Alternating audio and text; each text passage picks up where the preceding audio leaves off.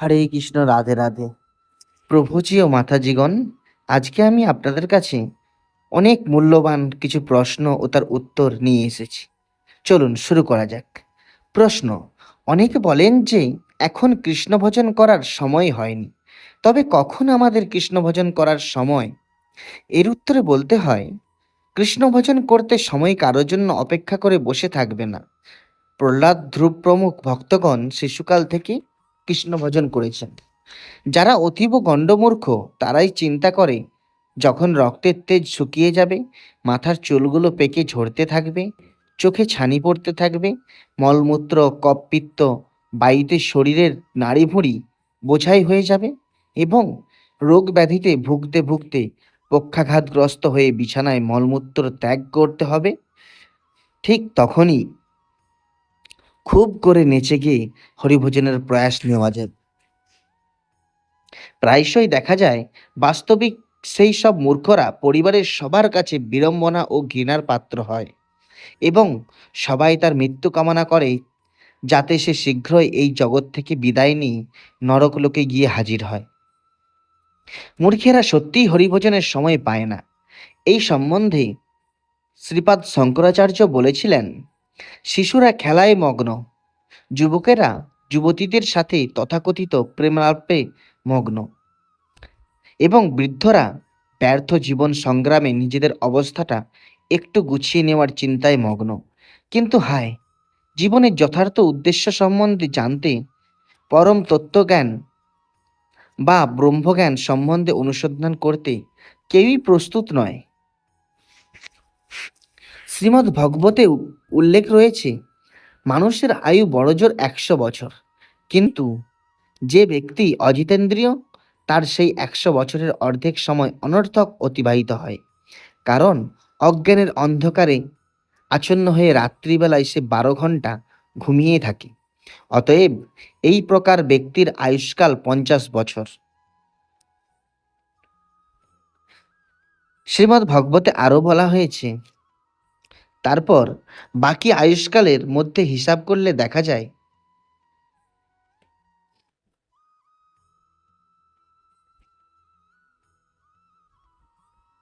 বাল্যকালে মোহগ্রস্ত অবস্থায় 10 বছর অতিবাহিত হয়, তেমনি কৈশোরে খেলাধুলায় মগ্ন থেকে আরও 10 বছর অতিবাহিত হয়। এইভাবে 20 বছর বিফলে যায়। তেমনি বৃদ্ধ বয়সে জরাগ্রস্ত হয়ে জড়জাগতিক কাজকর্মে অক্ষম হওয়ার ফলে আরও 20 বছর বৃথা অতিবাহিত হয়। জীবনের বাদবাকি বছরগুলিও কিভাবে বৃথা যায় সেই সম্বন্ধে বলা হয়েছে, অসংযত মন ও দুর্বার ইন্দ্রিয় নিয়ে সে তার অতৃপ্ত কামনা এবং প্রবল মোহের ফলে পারিবারিক জীবনের প্রতি অত্যন্ত আসক্ত হয়ে পড়ে। এইভাবে উন্মত্ত ব্যক্তির বাকি জীবনও বিফলে যায়, কারণ সেই কয়টি বছরে সে ভগবত ভক্তিতে যুক্ত হতে পারে না। এইভাবে দুর্লভ মানুষ্য জন্মের নারকী ব্যক্তি তার পূর্ণ আয়ুর সম্পূর্ণ অংশই বৃথা অপচয় ও অপব্যবহার করে এবং মৃত্যুর পর তাকে জন্মান্তর চক্রে নিম্নতর পশু পাখি কীটপতঙ্গ শরীর গ্রহণ করতে হবে।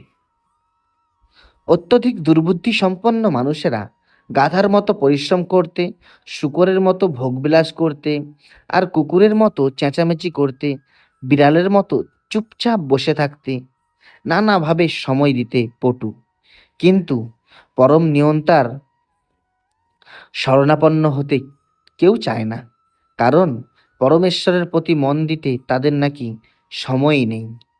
জন্ম মৃত্যু জরাব্যাধিপূর্ণ দুঃখময় সংসার চক্রে ঘুরতে তাদের সময় আছে, কিন্তু জন্ম মৃত্যুর চক্র থেকে যিনি চিরতরে আমাদের উদ্ধার করে তার পরমানন্দময় ধামে নিয়ে যাবেন, সেই পরমেশ্বর ভগবান শ্রীকৃষ্ণকে ডাকতে নাকি সময় নেই। এই হলো মূর্খের দুরবস্থা। তাই ভগবান শ্রীকৃষ্ণ বলেছেন, দুষ্কৃতকারী মূর্খরা আমার শরণাপন্ন হয় না, বা মূঢ় ব্যক্তিরা আমাদের অবজ্ঞা বা অবহেলা করে। বুদ্ধিমান ব্যক্তিরাই আমার ভজনা করে, সুমেধা সম্পন্ন ব্যক্তিরাই ভজনরত হন। শ্রীমদ্ ভগবতে নির্দেশিত হয়েছে, প্রজ্ঞাবান ব্যক্তিগণ বাল্যকাল থেকেই হরিভজন করবেন। বৃদ্ধ বয়সে হরিভজন হয় না। বার্ধক্যে এখন পঞ্চরোগে হত কেমন ভজিব বল। তাছাড়া সবচেয়ে নিষ্ঠুর সত্য কথাটি হলো, যে কোনো মুহূর্তেই আমাদের মৃত্যু ঘটবে। অতএব সাধন ভজনের সুযোগ কেউ আমাদের দেবে না। নিজেদেরই সর্বপ্রযত্তে কৃষ্ণ ভক্তিতে যুক্ত থাকতে হবে। বৃদ্ধ বয়স পর্যন্ত অপেক্ষা করতে নেই। ভক্ত বরং ভগবানের কাছে প্রার্থনা করেন এইভাবে, কৃষ্ণ তদীয় পদপঙ্কজারান্ত মদৈব বিস্মিত মে মনসরাজ্য পুংস প্রাণ প্রয়াণ সম্পর্কে কপদা বৈতে কর্তৃপুঞ্জ। হে কৃষ্ণ, আজই আমাদের মন রাজহংস তোমার পদপঙ্কজ পঞ্জরে আবদ্ধ হয়ে থাকুক। প্রাণ প্রয়াণকালে আমার কণ্ঠ কফ বাত ও পিত্ত দ্বারা অবরুদ্ধ হবে। সুতরাং তখন আর ভজন কিভাবে সম্ভব হবে? এর পরের প্রশ্ন, হরিভজনের সময় নেই, কথাটি কি ঠিক? এর উত্তরে বলতে হয়, ভক্তিশূন্য কাজকর্মে কিংবা অসার চিন্তা ভাবনায় অত্যন্ত ব্যস্ত মানুষদের সত্যিই ভগবত ভজনের সময় নেই। ইন্দ্রিয় তৃপ্তি, অপকর্ম ইত্যাদিতে তারা আকৃষ্ট, হরিভক্তি তারা পছন্দ করে না। জন্ম মৃত্যুর ঘূর্ণিপাকে বদ্ধ পাগলের মতো সংসার ভোগ করবার জন্য তাদের কালরূপী শ্রীকৃষ্ণ নিশ্চয়ই অনেক সময় দেবেন, সন্দেহ নেই। এর পরের প্রশ্ন, গীতায় বলা হয়েছে, মৃত্যুর সময় যদি কেউ কৃষ্ণ পাদপদ্ম স্মরণ করতে পারে, সে পরম গতি প্রাপ্ত হয়। তাহলে সারা জীবন পাপকর্ম করেও যদি মরণকালে কৃষ্ণ স্মরণ কেউ করে, তারও উদ্ধার হবে। এর উত্তরে বলতে হয়, হ্যাঁ, সেও পরম গতি প্রাপ্ত হবে। কারণ যিনি শ্রীকৃষ্ণ শরণাগত হলেন, তার সমস্ত পাপ থেকে পরম নিয়ন্তা শ্রীকৃষ্ণ তাকে উদ্ধার করবেন বলে শ্রী অর্জুনকে প্রতিশ্রুতি দিয়েছেন। আমি তাকে সমস্ত পাপ থেকে মুক্ত করব, এই বিষয়ে চিন্তা করার কিছু নেই। কিন্তু বিপদটি হচ্ছে সেইখানে যে পাপীদের কাছে মৃত্যু যখন উপস্থিত হয়, সাধারণত শ্রীকৃষ্ণকে স্মরণ করবার মানসিকতা তাদের একটুও থাকে না। বিষয় ভোগ চিন্তায় অভ্যস্ত ব্যক্তির শ্রীকৃষ্ণ পাদপদ্মে মতি স্থির হয় না। তার হৃদয়ে ভোগ বাসনা জমা থাকার জন্য জন্ম জন্মান্তর ধরে পশু পাখি কীটপতঙ্গাদি হয়ে এই জড় জগতে তাকে বদ্ধ থাকতে হয়। শ্রীল ভক্তিবেদান্ত স্বামী প্রভুপাদ উল্লেখ করেছেন, মৃত্যুর সময়ে আমাদের শেষ চিন্তাটি কি হবে তা নির্ভর করছে আমাদের জীবদ্দশায় আমরা কিভাবে কর্ম করছি, ঠিক তার উপর। আত্মজ্ঞান লাভের পন্থা, অর্থাৎ বুঝে নেওয়া উচিত, এই যে জীবদ্দশায় আমরা ভগবত কর্মে নিয়োজিত না হই, কৃষ্ণ ভাবনার অনুশীলন না করি, তাহলে অবশ্যভাবেই আসন্ন মৃত্যু কখনোই আমাদের পরমা ধামে উন্নীত হতে কৃষ্ণ স্মরণের সুযোগ দেবেন না। তাই বুদ্ধিমান ব্যক্তি জীবনের প্রথম থেকেই কৃষ্ণ ভজন করেন।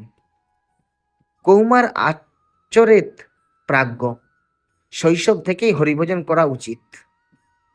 সবসময় শ্রীকৃষ্ণকে স্মরণ করা উচিত এবং কখনোই শ্রীকৃষ্ণকে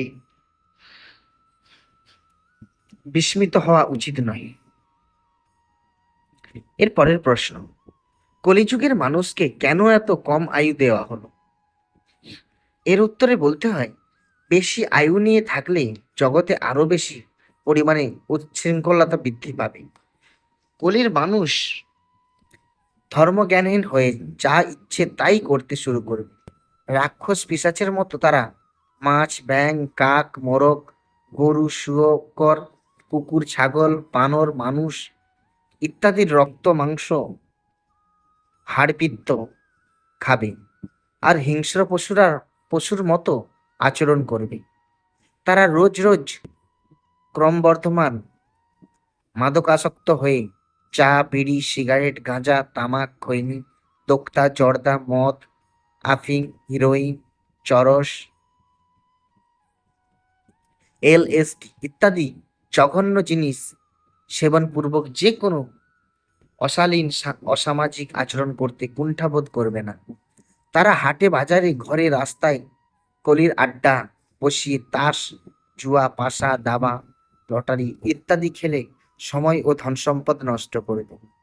সামাজিক নিয়ম শৃঙ্খলা ভঙ্গ করে তারা স্ত্রী পুরুষ সঙ্গ করবে। নাইট ক্লাব, বেশ্যাখানা, অশ্লীল ছায়াছবি ইত্যাদি সংগঠন করে তারা মজা স্ফূর্তি করবে এবং তারা মনে করবে সেটাই জীবনের একমাত্র আনন্দ। কলির মানুষ অতি নগণ্য তুচ্ছ সম্পত্তি বা ধন কিংবা খাদ্যশস্য বা আসবাবপত্র ভোগ করার আশায় দিবারাত্রি আত্মীয় পরিবার এবং প্রতিবেশীদের সঙ্গে কলহ, মারামারি, হানাহানি করবে। অতএব সত্যযুগের ধর্মপরায়ণ মানুষের তুলনায় কলিযুগের পাপপরায়ণ মানুষের আয়ু শতগুণ হ্রাস হয়েছে। তা ভালোই হয়েছে।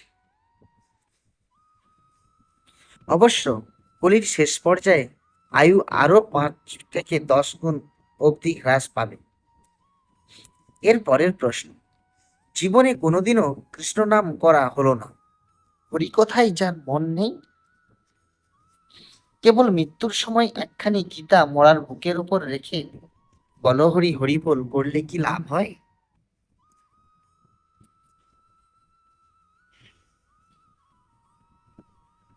এর উত্তরে বলতে হয়, কথাই বলে প্রাণ থাকতে মুখে জল দিতে হয়, প্রাণ উড়ে গেলে জল দিয়ে লাভ নেই। প্রাণ চলে গেলে শ্মশানে নিয়ে মরার মুখে আর জল নয়, আগুন দিতে হয়, ভালো করে পুড়িয়ে ফেলতে হয়। সেই রকম জীবন থাকতে হরিভজন পড়তে হয়।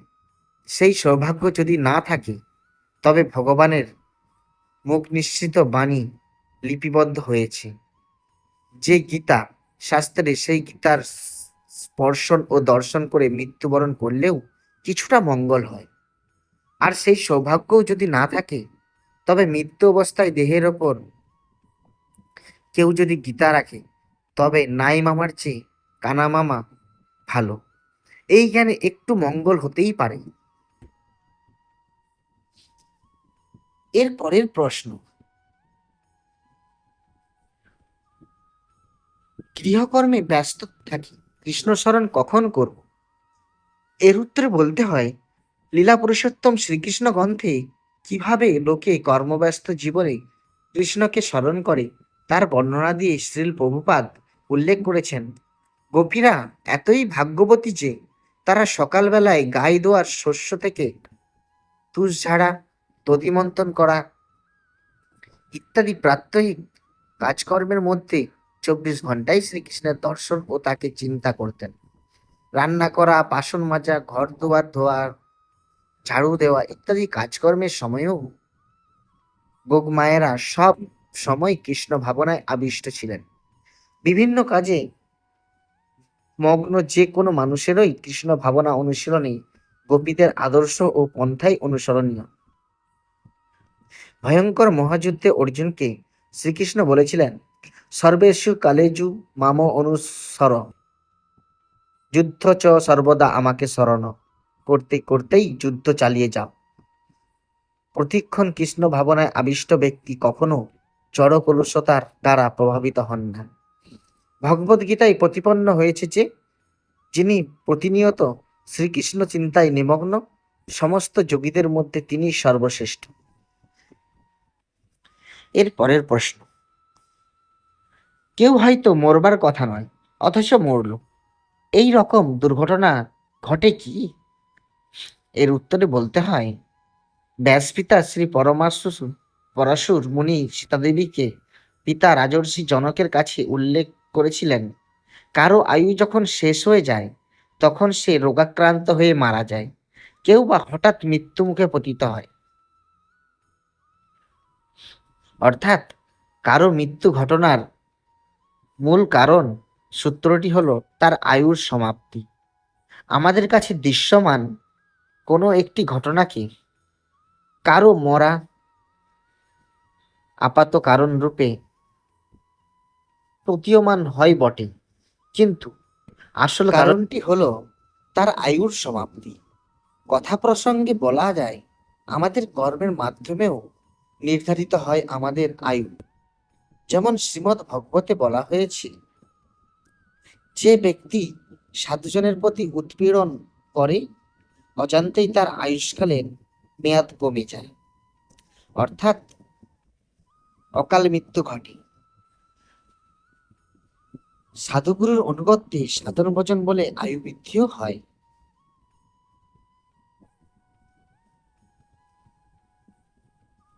ধন্যবাদ।